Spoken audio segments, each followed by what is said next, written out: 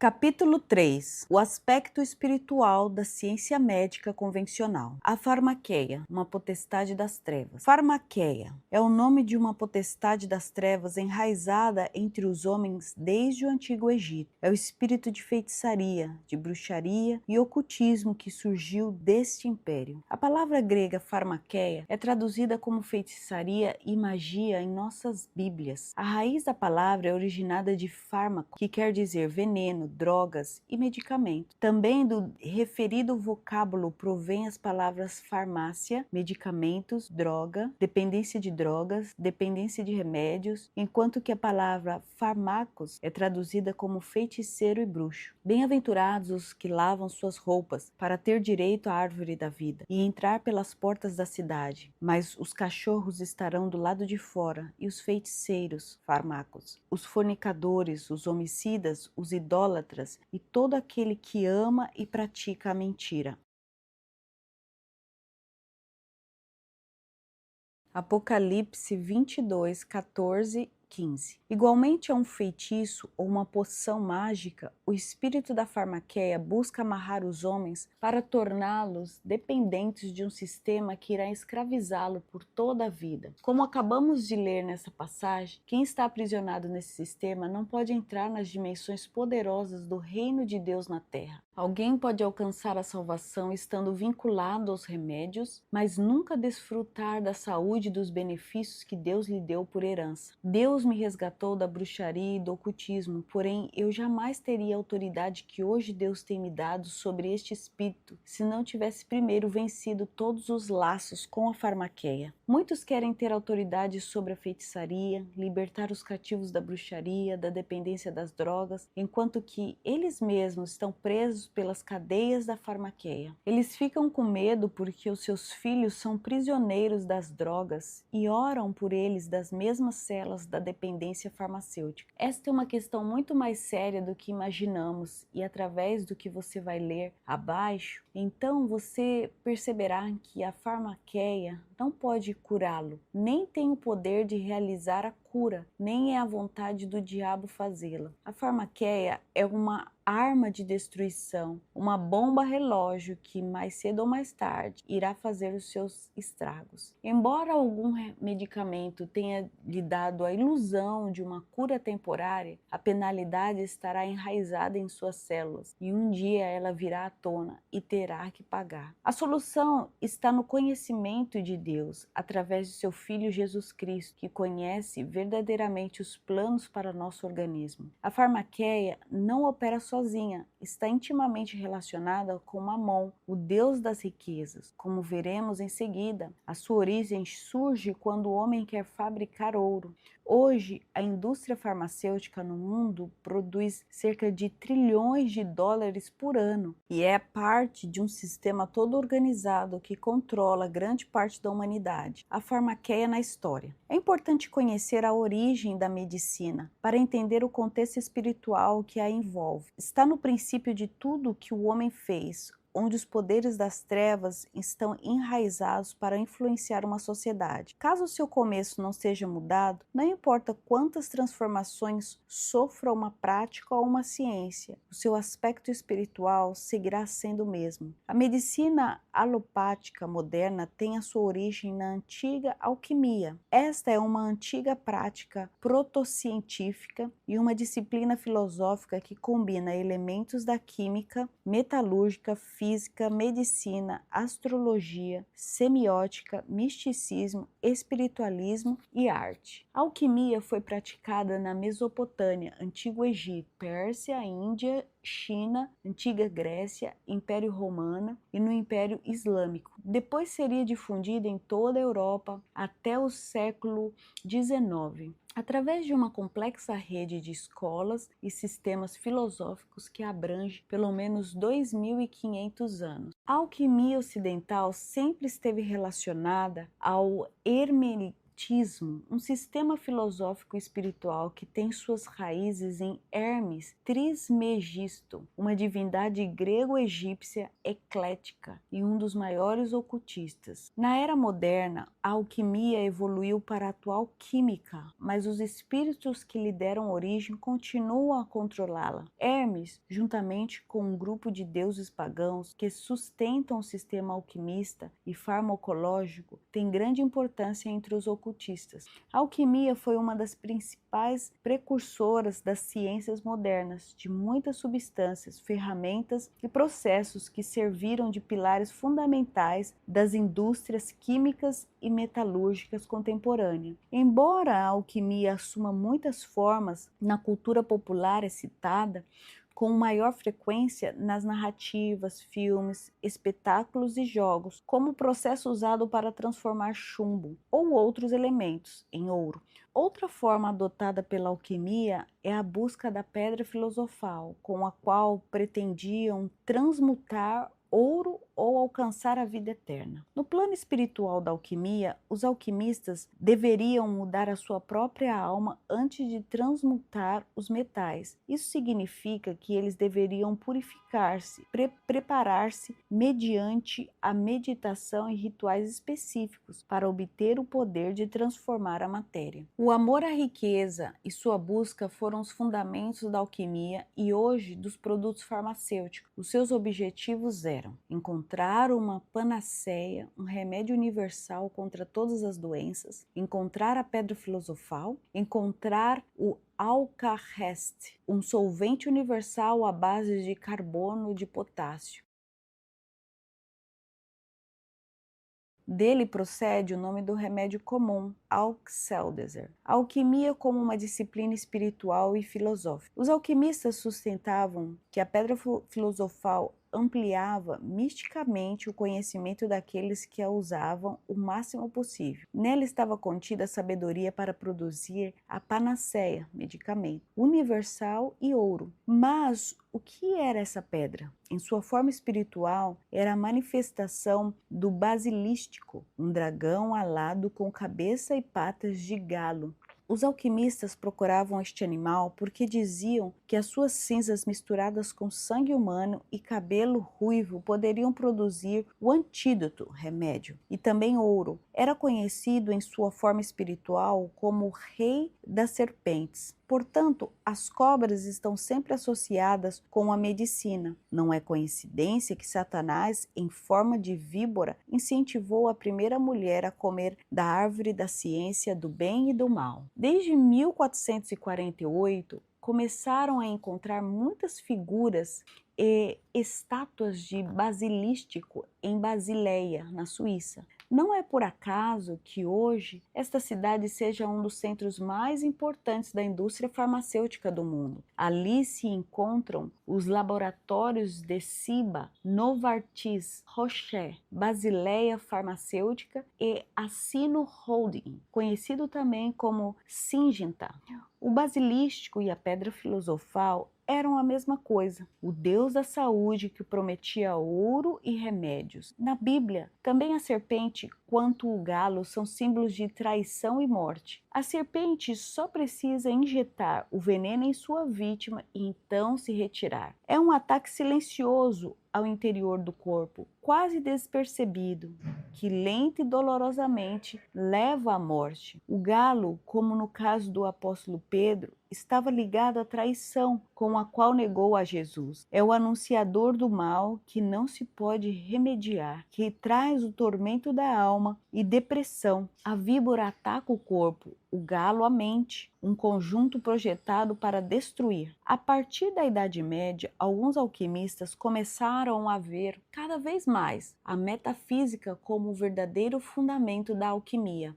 Eles consideraram as substâncias químicas, estados físicos e processos materiais como meras metáforas de entidades, estados e transformações espirituais. Dessa forma, tanto a transmutação de metais comuns em ouro, como a panaceia universal simbolizavam a evolução deste um estado imperfeito, doente e corruptível para um estado perfeito, curado, incorruptível e eterno. A pedra filosofal ou basilístico representavam a chave mística que tornaria possível essa evolução. O nome mais importante deste período é Paracelso, 1493-1541. Juntamente com os alquimistas de seu tempo, Paracelso tentou produzir seres vivos dentro de um tubo. Estes seres artificiais eram chamados de homunculum, homem pequeno, ou basilístico. Essas entidades frequentemente apareciam como ajudantes demoníacos para facilitar as práticas alquimistas. Entre as anotações de Paracelso, aparece a fórmula para criá-lo. Essa é uma combinação de esperma e sangue humano com esterco de cavalo, além de outros ingredientes, que depois de repousar por 40 dias, criavam uma espécie de criança transparente e muito pequena. Ele declarou: a magia é uma grande sabedoria oculta e a razão um absurdo aberto. Paracelso foi pioneiro no uso de compostos químicos e minerais na medicina. Escreveu: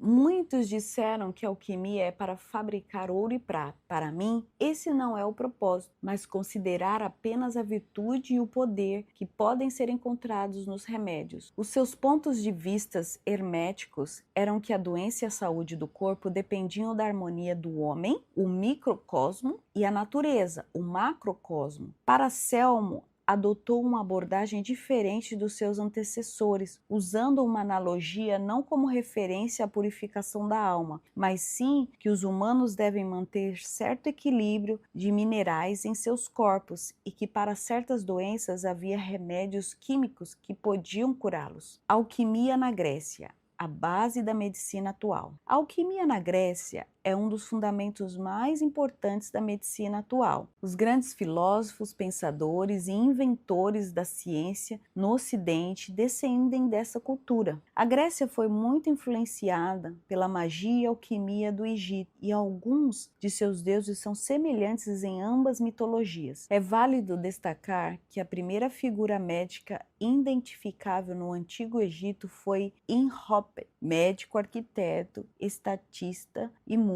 Ele viveu até o ano de 2950 a.C. e a ele foi conferida a construção da pirâmide de Saqqara, não longe de Cairo, que hoje é a mais antiga estrutura de pedra existente no planeta. A cidade grega de Alexandria, no Egito, era um centro de conhecimento alquímico que reteve a sua proeminência durante a maior parte das eras gregas e romanas. Os gregos se apropriaram das crenças egípcias herméticas e as uniram com suas filosofias. Hermes tornou-se então o deus da ciência, comunicação, alquimia e química. Hermes foi responsabilizado entre os deuses em levar as almas dos mortos para o Hades, inferno. Ele carregava na mão uma vara mágica com duas serpentes enroladas nela. Com essa vara ele fazia as pessoas dormirem e lhes trazia sonhos. Sob o símbolo de Hermes, as pessoas são levadas ao cativeiro de doenças e dependência de remédios e à morte. A palavra caduceus vem de uma raiz grega que significa bastão ou vara de oliveira com guirlandas. A vara tem duas serpentes entrelaçadas que compõem o símbolo da medicina. Tanto a vara de Mercúrio como o bastão de Esculápio, que vamos ver mais adiante, nasceram do culto à serpente. Entre os egípcios, as víboras eram os guardiãos das tumbas dos faraós, uma vez que guardavam as portas do submundo. A serpente egípcia está relacionada com a alquimia egípcia, a base do espírito da farmaqueia. A mesa esmeralda ou hermética de Hermes Trismegisto, conhecida apenas pelas traduções gregas e árabes, é normalmente considerada a base da filosofia e prática da alquimia ocidental, denominada por seus primeiros seguidores como filosofia hermética. Foi esse tipo de mago alquimista que Moisés enfrentou, os chamados Janes e Jambres. Vieram, pois, Moisés e Arão a Faraó, e fizeram como Jeová os havia ordenado. E pegou Arão sua vara diante de Faraó e de seus servos, e tornou-se uma cobra. Então Faraó também chamou sábios e feiticeiros, e também fizeram o mesmo os feiticeiros do Egito com seus encantamentos. Então cada um pegou sua vara, os quais lhe tornaram cobras, mas a vara de Arão devorou as varas deles. Êxodo 7, 10 e 12. É interessante notar que a libertação mais importante do povo de Israel começa por um confronto com os alquimistas egípcios, em outras palavras, com a farmaqueia. Desde então, Deus está dizendo: as minhas soluções devoram as serpentes da alquimia, o meu poder é maior que o da farmaqueia. Mais tarde, os alquimistas voltam a entrar em Israel durante o tempo de Salomão, quando várias de suas esposas ímpias o solicitaram e novamente foi aberto o caminho para a doença. O mais grandioso império de paz, saúde e prosperidade é contaminado e de lá viria a sua queda. Está claro que as serpentes e os deuses que os representam estão intimamente relacionados entre si para sustentar e prover a obra da farmaqueia. Um outro que é adicionado à lista é o mesmo Satanás sob o nome de Asclépio, palavra grega, ou Esculápio, palavra romana. O seu cedro é o atual símbolo da farmácia, da farmacêutica. Este é o deus da medicina, cuja origem está na mitologia grega, que dizia que ele sempre tinha uma serpente enrolada em sua vara. O culto a Esculápio estabeleceu no século V a.C. e foi um dos mais relevantes no mundo antigo. A mitologia dos deuses, além de causar doença e morte, também as curava e saravam feridas. Na antiga Grécia, como no Egito, a medicina religiosa se estabeleceu firmemente. Os sacerdotes em seus templos e santuários desejavam satisfazer as necessidades humanas. A enfermidade na antiga Grécia podia ser tratada por deuses e semideuses que praticavam a arte de curar. Apolo teve sob a sua dependência a saúde e a medicina, a pureza corporal e a espiritual. Foi o deus do canto e do verso exegético. Inicialmente, Apolo era o mais importante, mas foi sequencialmente eclipsado por seu filho Asclépio ou Esculápio, que se transformou no último terço do século V a.C., de um herói de culto menor a um deus maior. O culto a Esculápio e a medicina atual. Os templos de Esculápio são um protótipo dos hospitais de hoje. De acordo com vários historiadores, o culto a Esculápio era realizado da seguinte maneira: primeiro lhes davam banho em uma das muitas piscinas do templo e lhes faziam pagar uma oferenda a Apolo. Ao anoitecer, os doentes deitavam em uma cama dentro de um dos túneis especiais chamados de clínis. Desta palavra grega é derivada clínica. Esses quartos estavam destinados ao sono terapêutico, incubação. Os servos do templo, chamados em grego de terapeutas, apagam a luz e pedem silêncio. Um sacerdote pega o pão de oferenda dos altares. Depois aparece o deus Esculápio, escoltado por suas filhas e um escravo. Vão de cama em cama para examinar os doentes, misturando unguento e xaropes. Entre as filhas se encontravam Rígia, deusa da saúde, Acesso, Laço e Panaceia, a que tudo curava, deusa dos medicamentos. Também o acompanhavam a sua esposa, Epione, a doce, e às vezes os seus filhos Podalírio e Macão. Tanto os doentes quanto os sacerdotes que entravam em contato com Esculápio em seus sonhos eram revelados os métodos de cura. Alguns sonhavam que a serpente de Esculápio os picava e então eram sarados. Eles conversavam com um sacerdote do templo que analisava o método de cura. Durante todo o tempo do tratamento, o paciente ficava em um quarto de hóspedes. Como parte da terapia, eles tinham teatro e espetáculos. O famoso hospital do mundo antigo, dedicado aos deuses da saúde, Esculápio, o Asclépio, ficava a 3,5 km do centro do Pérgamo, na direção de Esmirna. Lá viveu o famoso médico Galeno, pai da medicina moderna. Os médicos daquela época eram conhecidos como discípulos de São Esculápio. Este templo em Pérgamo é mencionado no livro de Apocalipse como o trono de Satanás. E escreve o anjo da igreja em Pérgamo: o que tem a espada de 2 gumes afiada, diz isso: eu conheço tuas obras, e onde moras, no lugar em que está o trono de Satanás. Apocalipse 2, 12 e 13. De acordo com o próprio Jesus Cristo, que está revelando isso a João, este templo, protótipo dos hospitais de hoje, o chama de santuário de Satanás. Não estou dizendo com isso que os hospitais são templos de Satanás, mas eu não nego a sua presença neles.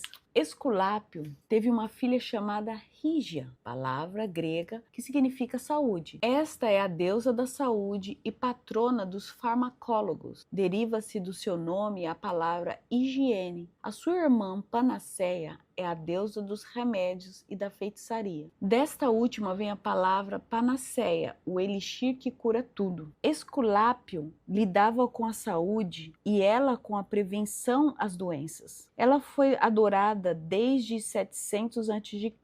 e depois da praga que atingiu Atenas em 430 a.C., seu culto se estendeu até a cidade de Delfos. A sua imagem sempre está acompanhada a uma serpente enrolada em seu braço, bebendo de uma taça. Esse símbolo está em toda parte em hospitais e farmácias junto com o de Esculápio. E para certificar ainda mais a sua relação com o ocultismo, em alguns países uma runa cruida foi adicionada. Agora vemos a influência de todos esses deuses e seus feitiços com a medicina de hoje. O juramento de Hipócrates. Hipócrates nasceu em 460 a.C., veio de uma linhagem geracional de Asclepíades, um dos seguidores do deus da saúde, Esculápio. Este é considerado o pai da medicina, da ciência e fundador da primeira escola para médicos. Na maioria das faculdades de medicina, o juramento de Hipócrates é a primeira lei que o graduado deve se sujeitar. É considerado uma tradição e parte da cerimônia de graduação. Em universidades cristãs e em algumas católicas, isso foi substituído por um juramento mais contemporâneo. O juramento começa da seguinte maneira: juro por Apolo, médico, por Esculápio, Rígida e Panaceia, e tomo por testemunha todos os deuses e todas as deusas cumprir segundo o seu poder e a sua razão.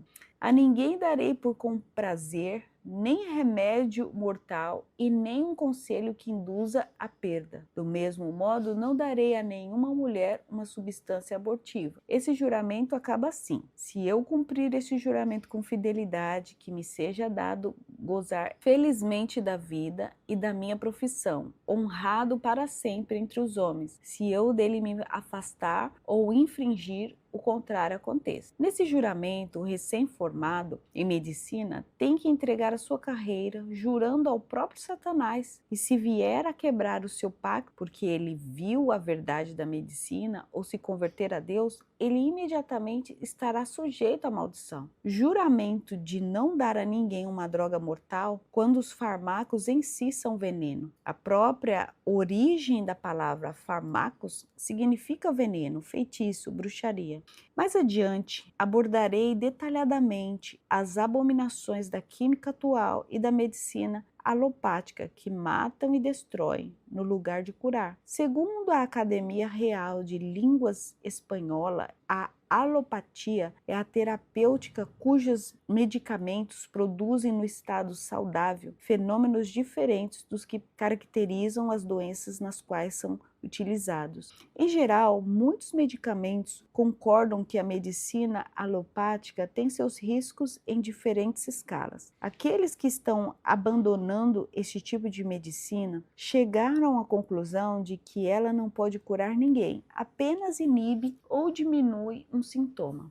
Reconhecem também que os seus efeitos colaterais destroem o sistema imunológico do corpo. Em muitos casos, são terrivelmente agressivos contra os órgãos vitais e chegam, em muitos casos, ocasionar a morte. Hoje existem remédios e tratamentos que, em casos muito particulares, fazem maravilhas a curto prazo. No entanto, as consequências a longo prazo são desconhecidas. Nenhum laboratório passa 20 anos fazendo experimentos com o medicamento antes de colocá-lo no mercado. Até mesmo os laboratórios sabem que cada corpo reage de forma diferente e que seria impossível prever as reações em cada indivíduo. A maioria dos médicos desconhece o conteúdo dos remédios e os resultados que os pesquisadores enfrentam nos laboratórios farmacêuticos. Também reconhecem que cruzamentos de substâncias químicas receitadas por doutores, que não têm relação entre si, aumentam riscos dos efeitos colaterais e das reações inesperadas. Recentemente, li um artigo publicado pelo Dr. Mercola denunciando os remédios que a FDA, Food Drugs Association, Associação de Comidas e Drogas, considerava de alto risco. Relatava o seguinte: não acredite por um minuto que seu médico tem todas as respostas e as últimas pesquisas farmacêuticas na ponta da língua. Ele não as tem. A maioria dos doutores tem pouco a lhe oferecer sobre a publicidade que lê em um panfleto dos representantes dos laboratórios que os visitam. Em seu livro A Verdade sobre as Empresas Farmacêuticas, The Truth About Drug Company, Marcia Angel escreveu sobre outras maneiras pelas quais as companhias produtoras de remédios distorcem o fluxo de informações sobre os riscos e benefícios dos medicamentos que chegam aos médicos. Neste livro, ela argumenta que a maioria das informações que os médicos têm sobre os fármacos é recebida por meio dos representantes das indústrias farmacêuticas. Estes são geralmente atraentes aos jovens sem qualquer formação médica ou científica. De fato, como The New York Times afirma na edição 28 de novembro de 2005, essas companhias recrutavam as jovens universitárias que lideravam as animações nos jogos de futebol americano. Agora, voltando ao juramento de Hipócrates, o médico que se submeteu a isso fez um juramento que convida por juízes os deuses do inferno e, ao mesmo tempo, desconhece o verdadeiro risco da medicina que prescreve. Por outro lado, ele jura não prescrever um remédio abortivo, quando uma grande quantidade de anticoncepcionais são métodos abortivos, além de outros remédios que eles conhecem e ou desconhecem. Por muitas razões, o médico fica preso à maldição enquanto realiza um diagnóstico, opera e receita. Caso você, querido leitor, seja um médico, necessite cancelar, em nome de Jesus Cristo, esse pacto, então entregue sua carreira ao Pai Eterno, o único Deus verdadeiro, Jeová Rafá, Jeová o Curador. Este é um dos seus nomes. A alquimia antiga deixou as suas sementes bem plantadas no mundo espiritual. Hoje, embora tenha se transformado em seu aspecto externo, com a ciência e o materialismo, na sua essência, em suas raízes, continua com seus mesmos objetivos e os mesmos governantes. A farmacêutica de hoje ainda é governada pelo espírito da farmaqueia, isso é, pelos deuses gregos que são demônios pagãos e pelos propósitos da alquimia. A farmaqueia continua levando os seus símbolos e emblemas, as suas serpentes, caduces e mortérios em hospitais, farmácias, laboratórios e muitos consultórios médicos, e isso com a aprovação da ciência. A Universidade de Viena há uma pintura de Gustav Klimt chamada Medicina. Neste quadro é possível ver uma mulher que não é outra senão Rígia, segurando uma tigela com uma serpente em postura sedutora, atraindo a humanidade para a morte.